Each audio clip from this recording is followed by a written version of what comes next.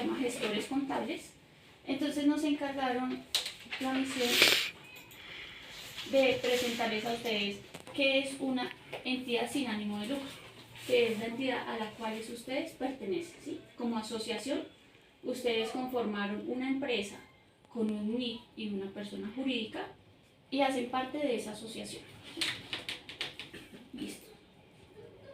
El primer punto del que le vamos a hablar, que es una ESAL, tipos de entidades sin ánimo de lucro, formalización de una asociación, que es el RUT, la clasificación de las personas jurídicas y sus obligaciones. Pues las entidades sin ánimo de lucro pues son entidades que aquellas no tienen, que es como un beneficio para la comunidad, o sea, no son como las demás empresas que la rentabilidad que sobra van para un grupo destinado para personas como son las grandes empresas, sino que estas persiguen un bien común como esta sociedad. Estas entidades nunca tienen utilidades, su única utilidad es prestar un servicio. Estas entidades, aunque son para un bien común, también están bajo las obligaciones legales, como de pedir una factura electrónica, están sujetas a las disposiciones tributarias que da el gobierno y así los comprobantes contables como facturas electrónicas, cuentas de cobro, además de presentar declaración de renta y estar sometida a la inspección y fiscalización. Las entidades sin ánimo de lucro, el dinero que se obtiene de estas entidades proviene de personas físicas, empresas o como el gobierno que es en esta situación. La persona jurídica es una persona ficticia capaz de ejercer derechos y contraer y de ser representada judicial y extraordinariamente. Esta persona jurídica está obligada a declarar renta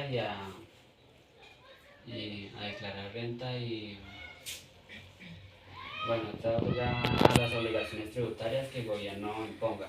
En cambio, la persona natural que somos nosotros no estamos obligados a declarar el IVA, nada de eso, nada de obligaciones. Ya creo que eso para uno declarar supera, una persona natural puede pasar a ser una persona jurídica si el patrimonio lo estima, si sobrepasa unos topes del patrimonio. ¿Cuánto es que, Mónica, de tope? 42 millones.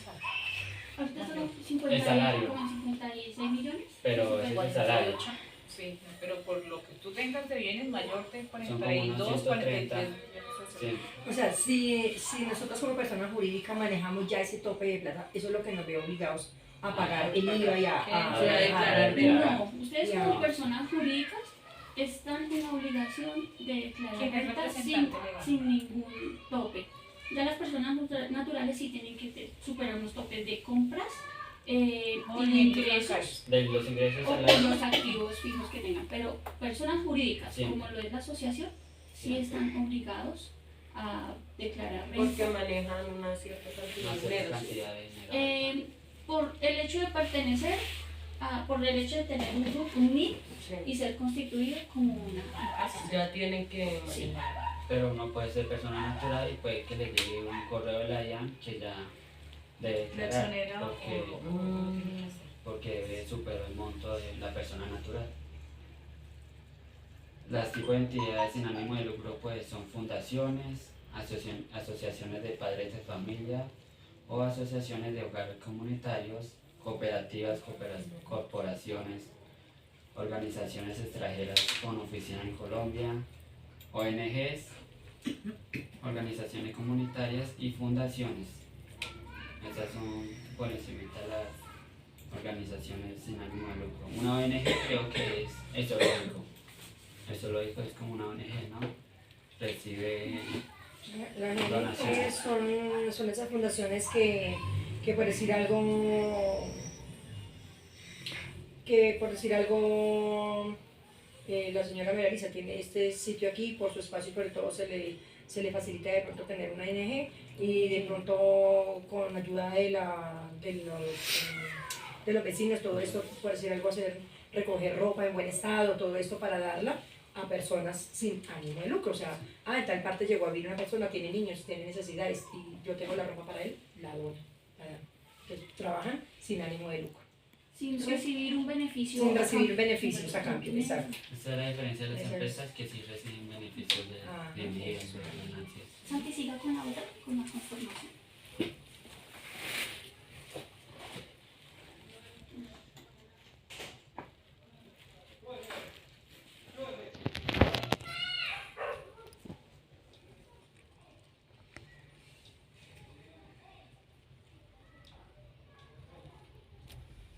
Pues acá nos dice que al tener una entidad sin ánimo de lucro, tiene que el representante legal, tener un representante legal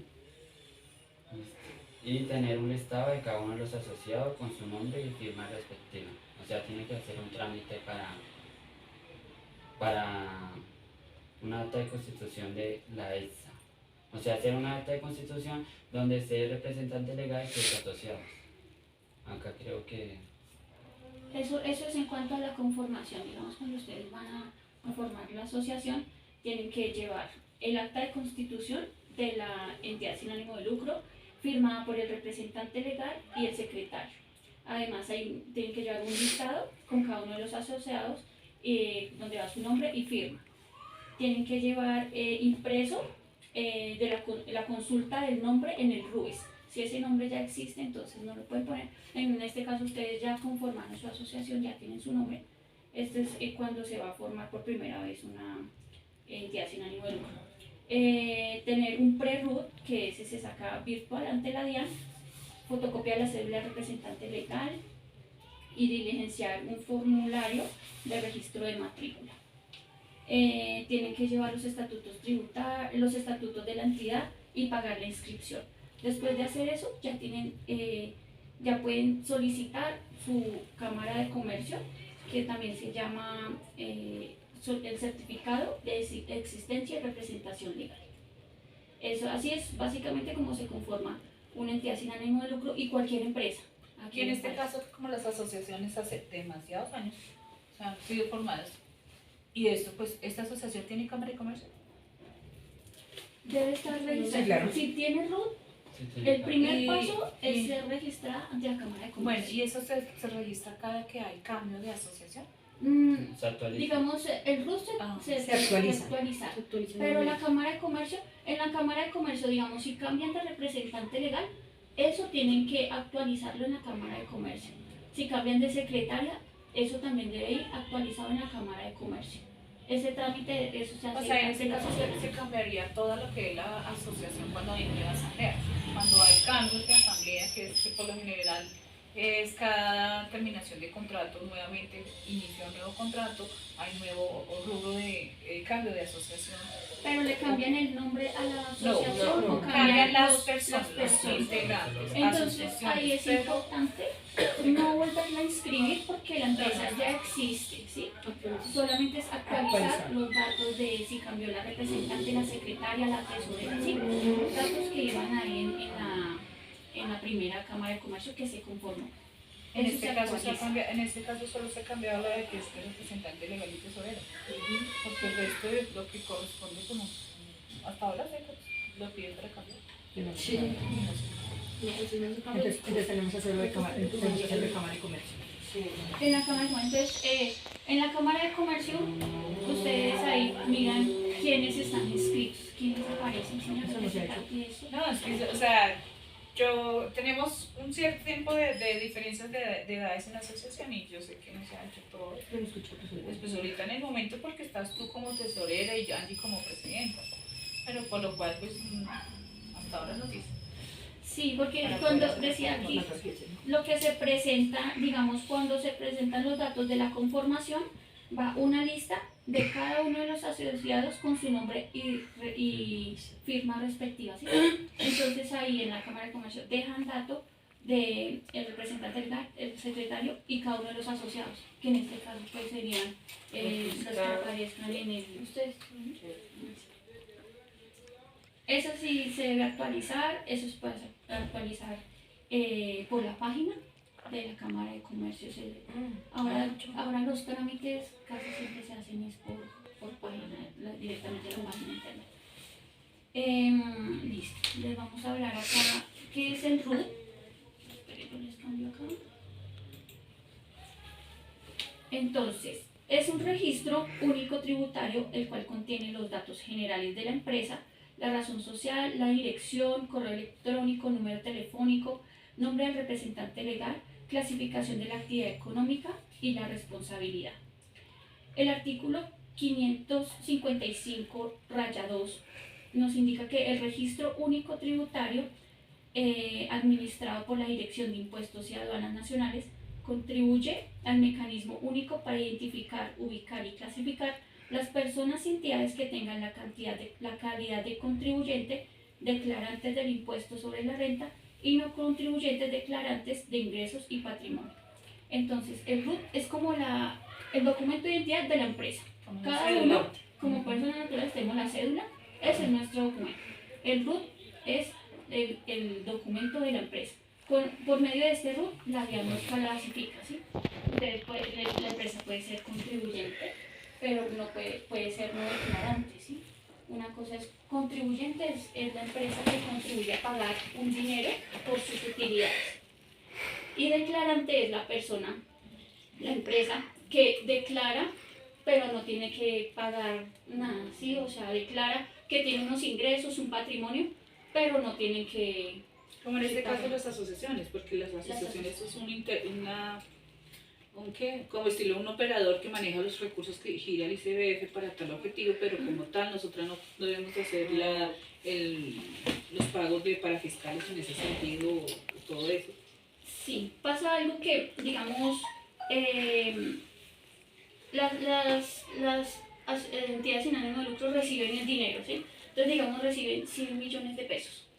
Lo dividen entre los hogares que hay, pero entonces hay una cosa, para que ese dinero lo puedan legalizar, todas las facturas, todo lo que compren, todo lo que paguen, digamos, de arriendo, que de pronto esos va a ser dentro del contrato. Tienen que esas facturas ir a nombre de la asociación. No puede ir a nombre de la señora como persona natural, ni de la señora como persona, no. Tiene que ir a nombre de la asociación para que ese gasto sea válido, sea deducible cuando se presente una declaración de renta. Aquí pasó algo antes. Las entidades sin ánimo de lucro pertenecían o todavía están acá en este artículo 22, que eran no contribuyentes y no declarantes. Entonces no pagaban impuestos ni tenían que presentar ninguna declaración. Eso estaba en el artículo 22 del Estatuto Tributario. Dentro de ese artículo está la nación, el Estado no contribuye ni pagan ni presentan declaraciones ni nada. Las entidades ligadas con la Cruz Roja, las juntas de corporaciones de propiedad horizontal, asociaciones de padres de familia, órganos o juntas de acciones comunales, asociaciones de hogares comunitarios y hogares infantiles del ICBF. Ellos no tenían ninguna obligación, pero a partir de la ley 1819 del 2016, ¿qué pasó? Dijeron, no, vamos a ponerlos a declarar. No tiene que ser que contribuyan es cuando pagan, ¿sí? Vamos a ponerlos a declarar para que demuestren que los dineros sí se están utilizando para el bien de la actividad que realizan. Como no propio. Sí. Entonces, resulta que entonces acá ya todas las entidades sin ánimo de lucro quedaron con la responsabilidad número 5 en el RUT, que es el régimen ordinario del impuesto de renta. Ustedes de pronto, a alguien le pedí que si me prestaba el RUT de la asociación. Resulta que hay unas entidades sin ánimo de lucro que se pueden acoger para que les dejen la obligación número 4, que es el régimen de tributación especial. Sí, ese régimen de tributación especial ya tiene ya tiene que presentar otras declaraciones, digamos, tienen unos descuentos cuando hay unas tarifas para la declaración en la renta, cuando hay sobrantes o excedentes. ¿sí? Porque por aquí nombramos algo que se llama, digamos, un excedente neto o beneficio. Cuando hablamos de ese excedente neto o beneficio, es digamos del ingreso que le dieron a la asociación de 100 millones y solamente pudieron gastar como 80 millones. Hay un excedente, hay 20 millones de pesos. Entonces, lo que está pasando con las unidades que no están funcionando, entonces esos dineros se hace la devolución, lo que tú estás haciendo. Eso se hace la devolución al Estado. Se hace Pero nosotros tenemos que hacerlo, eso se está haciendo mensualmente. ese dinero Entonces, lo sí, entonces nosotros cogemos, entonces llega De dos llegan unidades 20 millones. Sí, Entonces de esos 20 millones se saca lo de las 7 unidades, porque como ya hay un contrato donde estaba ejecutado por 2 unidades, entonces se está ingresando el dinero para mantener esos 12 jardines, ¿sí? Digámoslo de esa manera. Pero como no habemos sino 7 ahorita, entonces ese dinero de las otras compañeras no se puede tocar. Entonces eso que hay que hacer, devolver mensualmente, eso se devuelve, o anualmente, cuando se acaba el contrato. Entonces don Néstor hace su rollo allá, y entonces dice, Florenia, quedó, hay 17 millones de pesos. Tienen que haber 17 millones de pesos. que se libra, Tiene que pasar ese dinero al Estado, porque no es de uno, sí es. Eso va al banco. Al Banco del eso Estado. es del Tesoro, Banco del Tesoro Nacional. del Tesoro Nacional. Porque Porque, todos esos recursos se devuelven. sí, porque digamos, si no llegasen a devolver ese dinero, sobre eso es que les queda como si hubiera un excedente o beneficio neto. Y sobre eso es que se presenta una declaración de renta, porque eso queda como si hubiera sido un ingreso. Y entonces, a una tarifa, y entonces tienen que pagar. Y mensualmente, así están 2.500 pesos. Hay veces, yo he hecho consignaciones al Banco del Estado de 2.700, de 5.000, de 4.000, pero lo que le digan a uno tiene que hacerlo, porque entonces lo que pasa es que yo no quiero nada. Listo. Entonces, sigamos acá. A ustedes acá dice, tienen la obligación 5. En la casilla número 53 dice obligación 5, impuesto de renta y complementarios del régimen ordinario. ¿Casilla número qué, perdón? Que está perdido. Sale, búscalo. Cuidado por el con celular. Sí. Listo. Entonces vamos acá. ¿Casilla número qué, perdón? La 53. Ahí va el código. Entonces dice 05, impuesto de renta y complementarios. Y tiene la obligación 22, obligado a cumplir deberes formales.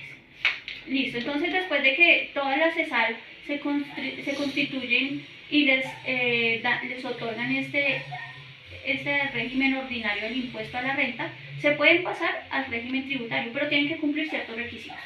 ¿Sí? Hay un listado de requisitos que tienen que cumplir. Entonces acá dice 05, que es la que les corresponde a ustedes. Entonces dice, impuestos sobre las rentas y complementarios, régimen ordinario. El impuesto sobre la renta y complementario se considera como un solo tributo y comprende para las empresas naturales, sucesiones líquidas y bienes destinados a fines especiales en virtud de donaciones o asignaciones modales contemplados en el artículo 11 del Estatuto Tributario, los que se liquidan con base en la renta y en las ganancias ocasionales. Cuando hablamos de renta, la renta significa simplemente ganancia, ingreso. Renta es un ingreso, ¿sí? Para los demás contribuyentes, los que se liquidan con base en una renta es la ganancia ocasional, así como sobre las utilidades comerciales en el caso de sucursales de sociedades y entidades extranjeras. Listo. Acá, bueno, en el caso de ustedes, no pasa que tienen excedente porque ustedes lo devuelven, ¿sí? Sí. En el caso de que llegaran a tener un excedente, en el artículo 357 dice determinación del beneficio neto o excedente. Para determinar ese beneficio neto, entonces, básicamente, ingresos menos gastos, la diferencia que quedó es el excedente neto sobre el cual se declara renta, ¿sí? Pero pues ese no sería el caso de ustedes porque ustedes están devolviendo el dinero. Y dice acá en el artículo 358, determinación del beneficio o excedente, del beneficio neto o excedente. Tendrá carácter de exento cuando ustedes se comprometan al siguiente año, ese excedente que quedó, reinvertirlo en la actividad que tiene la asociación, digamos, si para pagar nómina, para pagar, no sé, arriendo, para comprar, pero tienen que reinvertirlo. Esa es la única manera de que ese excedente no sea gravado, sea exento del impuesto. De lo contrario, eso manejan, digamos, estas son las entidades sin ánimo de lucro, pero las que son, que se inscribieron al régimen de tributación especial, ¿sí? Que después en ese caso ustedes, porque ustedes están debiendo dinero, no les queda un excedente para declarar, ¿sí? Aquí dice, responsabilidades contables y tributarias de las entidades sin ánimo de lucro. Antes las entidades sin ánimo de lucro no declaraban impuesto de renta, casi no había control sobre estas y a partir del año 1978 están obligadas a declarar impuesto de renta. Por el hecho de ser una persona jurídica, los obliga a declarar. Acá tenemos unos conceptos. Un declarante es la persona jurídica que está obligada a declarar, más no a pagar. Como les decía, solamente declara sus ingresos, pero no tiene que pagar nada, ¿sí? Están los exonerados, no contribuyentes, no declarantes. Entonces no pagan impuestos y no tienen que presentar ni una declaración. Antes la asociación pertenecía a esta, ya no. Ahora están los no contribuyentes, declarantes de ingresos y patrimonio. Entonces no pagan impuestos, pero tienen que presentar una declaración. Entonces la asociación pertenece a esta. No paga, pero declara. Tienen que declarar. ¿Me permites un momento? Así de cero. O sea, la declaración, uno dice, no, me llamaron a declarar renta, uno le da susto, uno dice, no, ahora me toca pagar. No siempre toca pagar. Solamente es para que la DIAN sepa cómo se manejaban los recursos, los ingresos que tuvieron, menos los gastos que deducieron de